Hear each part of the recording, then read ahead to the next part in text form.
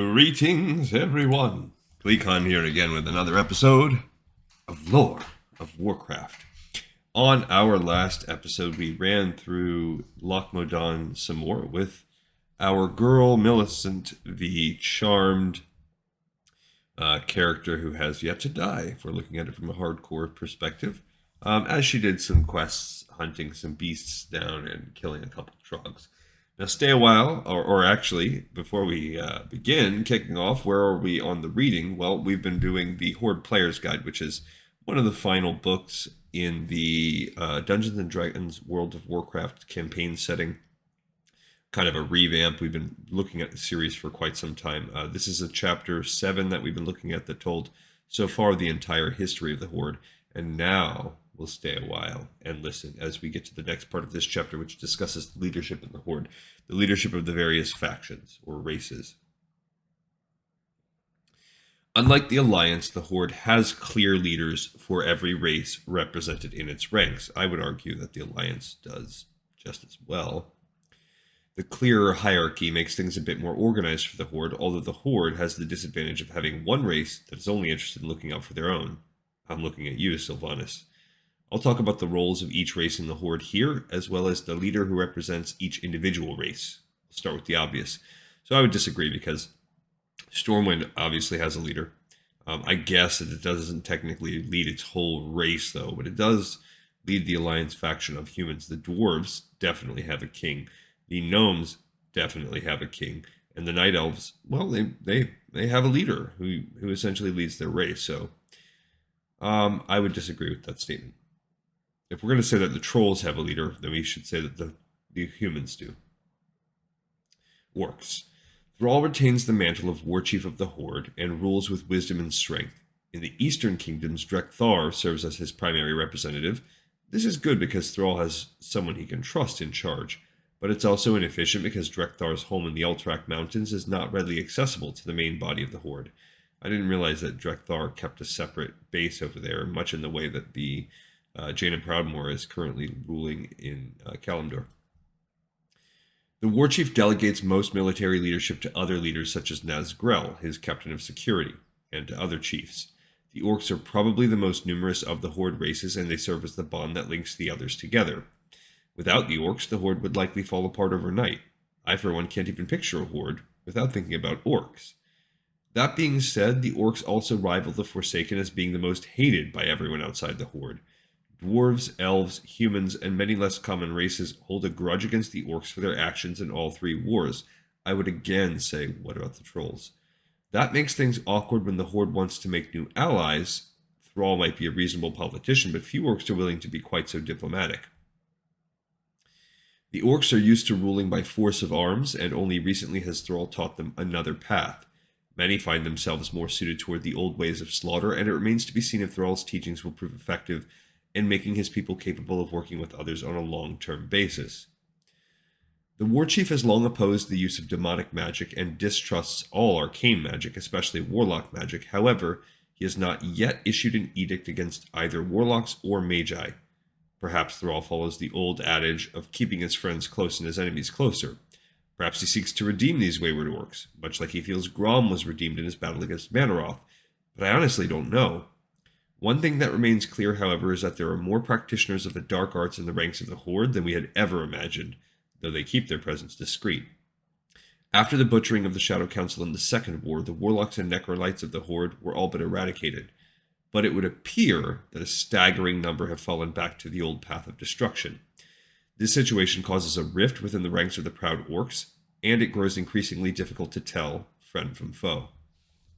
Okay, let's do a sidebar where we discuss specifically War Chief Thrall's role in the Horde. As an orc who was raised as slave, Thrall is a staunch believer in freedom for his people, and he's willing to fight for it if necessary. That being said, the War Chief remains one of the strongest supporters of peace between the Alliance and the Horde, frequently meeting with Lady Jaina Proudmoore of Theramore in secret to plan for ways to unite their factions. He supports the peace primarily by directing most of the Horde's military might at other targets, such as the Scourge, and by attempting to find ways to show the Alliance that they're willing to work together. Thrall's role has changed dramatically since the first days of the Horde, however. He's evolved into more of a political leader than a frontline commander, which disturbs many of the eldest orcs who expect their war chief to lead them into combat. When asked about the subject, he replies with some sorrow that he simply lacks the time to deal with two types of combat at once, and it's clear Thrall values the political side more highly in recent days. He has not forgotten that people like Jaina are willing and capable of sacrificing a great deal for a peaceful relationship, and he intends to honor that by doing whatever he can to lead his people in that direction. With his champion Rexar, he intends to honor that by doing whatever he can to lead his people in that direction. Oh, my bad. With his champion Rexar wandering the wastelands of Deathless, Thrall also seeks strong adventurers to represent the Horde on the battlefield and elsewhere in the world. One of his highest priorities is eliminating the so-called War Chief, Rend Blackhand, ruler of the Blackrock clan. The orcs of Blackrock Spire harass the Alliance and Horde alike, and Thrall knows that his old enemy is one of the main reasons why the humans still see his people as disgusting monsters. With many enemies such as the Burning Blade trying to infiltrate his home, Thrall is forced to keep a constant vigil and trust only those who have proven their loyalty to the Horde. As such, he relies heavily on old friends like Drekthar and Nazgrel, as well as the leaders of the other factions such as Cairn Bloodhoof and Vol'jin. Alright, let's go to the other side and talk about the Tauren. By the other side, I mean the one that's basically not reviled at all. People like the Tauren. Sadly, the Orcs are not the only faction within the Horde with internal problems. The Tauren have been perhaps the strongest supporters of the Horde in recent years, and more specifically supporters of the peaceful, shamanistic side of the Horde that Thrall envisions. There are three major factions within the Tauren, in my estimation. The first represents the majority. These are the noble, brave followers of Cairn Bloodhoof and worshippers of their ancestors. These Tauren are loyal to the Horde, and you find them on the forefront of the battlefield. I speak much of the shaman, but there are many strong warriors and agile hunters among the Tauren as well. The next group is strongly connected to the first, but generally refuses to participate in the fighting with the Alliance. These are the Tauren who belong to the Cenarian Circle, and they represent the majority of the Tauren Druids. The Cenarian Circle is a neutral faction, but most associate them with the Night Elves due to their greater numbers. In the last few years, however, almost as many Tauren have taken up the path of the wild as Druids. Interestingly, this causes a number of problems in the Druidic hierarchy. While the Tauren greatly respect Archdruid Malfurion Stormrage, acknowledging that he played a key role in the defeat of Archimonde, the new Night Elf Archdruid refuses to acknowledge the Tauren as being true Druids.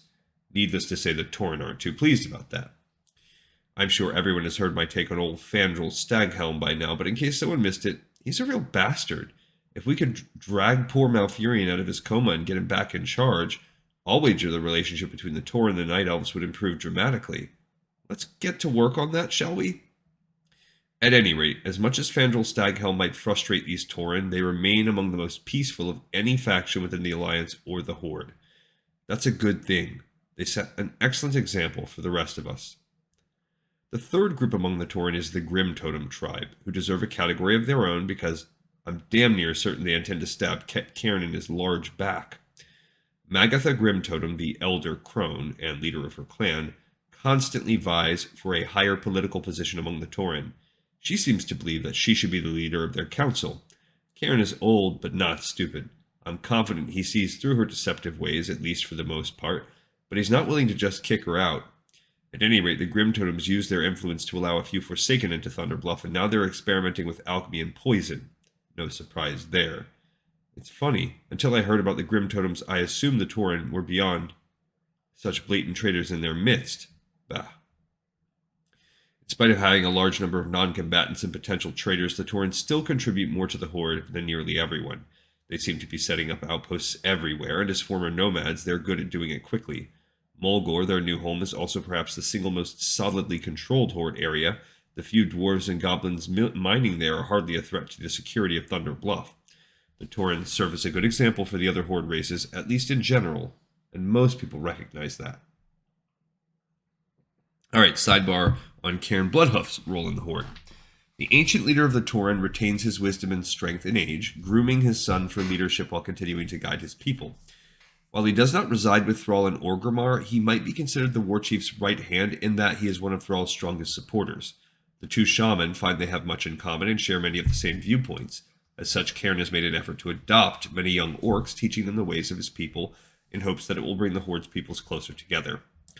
Underbluff is the most idyllic of all the Horde cities, although the Elder Shaman knows that some, notably Megatha Grim Totem, could spoil that tranquility with their greed. Much like Thrall, Cairn rarely leads on the battlefield these days, though his people are a bit more understanding due to Bloodhoof's age. Nevertheless, he's widely respected, and he uses that respect to do everything he can to improve the lives of his people. While Cairn agrees with Thrall that peace with the Alliance would be preferable to war, he is not as active in pursuing treaties and similar arrangements. Rather, he tends to simply focus on improving the well-being of the Horde and chasing out the few potential threats that wander into his land. Okay, now let's discuss trolls. If the Tauren are the best example of how to act, at least as far as living races go, the trolls are probably the worst. This isn't the fault of the main body of trolls that serve the Horde, but rather the few who refuse to follow Vol'jin's leadership. While Thrall convinced many trolls to change their traditional practices, the fairly significant number who refused caused no end of hell for Vol'jin, his people, and the rest of the Horde. Yeah, I would argue there are more trolls that are not in the Horde than are in the Horde. After the defeat of Admiral Dalen Proudmoore, the Darkspear trolls had only a few moments to settle down on the Echo Isles before one of their own, Zalazane, betrayed them. Zalazane was a witch doctor, but he somehow learned the secrets of undeath. Perhaps he was lured by the Scourge, much like the human Kel'Thuzad was. Regardless, Zalazane took his now peaceful people by surprise, and his zombies and other minions forced Vol'jin to retreat from their Echo Isles to the coast of Durotar. The situation still hasn't been resolved, and some trolls have deserted the Darkspears to serve Zalazane. Not a pretty scenario, to be sure. Vol'jin founded Sen'jin village on the coast, named after his father, before moving to Orgrimmar to serve Thrall and request his aid in dealing with the traitors to his people. While the Warchief values the support of trolls, for some reason, he has not yet sent a large force to retake the Echo Isles. I'm honestly not sure why. Perhaps he wishes to see who taught Zalazane necromantic magic before he acts. Regardless, the trolls are stuck in a terrible position. They can either support the Horde and wait for help, or turn to some other source for aid. Many trolls are loyal to the Horde, remembering that Thrall aided them against the Murlocs on the Broken Isles and then later against Proudmoore's fleet, but others are less certain. Vol'jin is not a weak leader, but he certainly does not command as much influence over his people as Thrall or Cairn. The Darkspear trolls offer one unique contribution to the Horde. They establish a stronger bond with some other jungle troll tribes, such as the legendary Zandalar. If the Darkspear trolls could convince another group of jungle trolls to join the Horde, that could be an immense power shift depending on which the tribe agreed. At this point, the issue of religion seems the main barrier. The Darkspears may have embraced shamanism, but few of the other tribes have any respect for Thrall's ways. And sidebar to discuss Vol'jin's role in the Horde. The leader of the trolls is a powerful witch doctor and perhaps the only Horde leader that still actively travels and fights alongside his people. This makes him a less influential political figure than some, but his role is necessary, with Thrall and Cairn both dealing with matters within their own cities. Vol'jin knows that his people need a new home of their own, and he hopes to reclaim the Echo Isles for that purpose. But for the time being, he is content with expanding Sen'jin village. He spends much of his time trying to convince his people that giving up voodoo is worthwhile. Not an easy argument with so many things going wrong. Interestingly, not much has been seen of one of his strongest followers, Rokan the Shadow Hunter. It is unknown if Rokan now roams the wilds like Rexxar, or if Vol'jin has sent him on some secret and important mission. Both are equally likely. We don't know that either. Okay, and also we've got a little side thing where we're going to continue the story of the Argent Light guy who has infiltrated the Undercity. I have no way of combating an abomination. If you are willing to keep the guards occupied, however, I will free the prisoners. Andurin took a moment to consider his options. Alone, he would have had to destroy the guards one by one, then fight his way inside and free the prisoners as reinforcements arrived. He could still try something similar, but he knew that even if he succeeded, there was a far greater risk the prisoners would be slain on their escape. Trevor's suggestion was sadly a reasonable one, albeit one that required an immense amount of trust. If he failed, he knew more than likely the prisoners would be slain. He considered the possibility of betrayal, but he knew that there was little Trevor could do to attract any more attention once he had attacked the guards. The whole city would know of his assault within minutes if an abomination fell. Something tells me I'm going to regret this. Let's go. The knight stepped forward, his blade appearing in his hand, and he shouted a challenge to the massive undead creature outside the main entrance to the prison. The abomination advanced, seeming almost confused, and it was only moments later that more guards burst from the inside of the building. "Time to dance!" The knight braced himself, closing his eyes and calling the light to his hand. And we'll also take a sidebar to discuss Rexar's role in the Horde. The champion of the Horde, who was instrumental in combating Dalen Proudmoore's invasion, is little more than a simple wanderer now, much as he was before meeting the war chief in the first place. Rexar supports the Horde by advising the few adventurers he encounters in keeping the roads in Desolace and the Stone Talon Mountains relatively safe, but his days of active leadership seem to be over. It is possible that Rexar will one day return to Thrall's side and lead the Horde into battle once again, but for now, he needs time to reconnect with the Wild and with Misha, his bear companion. He is a Beastmaster first and a champion of the Horde second, much to the dismay of some within the Horde's ranks. Fortunately, his knowledge may come in handy if an adventurer seeks to fight against Onyxia. Perhaps he could even be persuaded to aid the Stonewall Ogres if properly coerced, though he would likely return to his wandering after vanquishing the threat, which makes us think that he's most likely going to be found in the Swamps of Sorrow, I think. And, we're going to talk about Ogres too, so Ogres and the Forsaken. I should take a brief moment to mention the Stonewall Ogres, or what few of them are left. The Stonewall clan served the Horde following the defeat of their former chieftain Korgal at the hands of Rexar. Unfortunately, with Rexar's departure, the clan has deteriorated. Mok Morok, a powerful warrior, was placed in charge by Rexar when the champion of the Horde departed for the Wilds. While he served as a fair chieftain for a time, he was not intelligent enough to know how to react when the Black Dragon Onyxia laid waste to Stonewall Village. After the destruction of their former home, Mok Morok led the ogres to a new village called Brackenwall, but did not investigate the source of Onyxia's aggression. Rather, he became more and more self-centered as a leader, and power disputes began to arise. Currently, an intelligent ogre, isn't that oxymoronic, called Drazib runs things from the shadows, and plans to put a new ogre in charge. In the meantime, Drazib uses the clan's few remaining resources to investigate why Onyxia attacked them in the first place. The bottom line here is that the Stonewall clan is no longer in any condition to support the Horde on the battlefield. A number of ogres survived Onyxia's attacks, but they're disorganized and fight among themselves. Many long for Rexar's guidance, but it is unlikely the champion will return to lead them anytime soon. And finally, we'll discuss the Old Forsaken. The final group of note within the Horde is the Forsaken. Perhaps, regardless of my opinion of them, the Forsaken are one of the largest and most powerful groups within the Horde, if not the strongest overall. Sylvanas and the Forsaken are dangerous, primarily because they are desperate and few compared to the Scourge forces that try to reintegrate them. I don't know if anyone can really trust her, but for now, she is a powerful if unreliable ally of the Horde.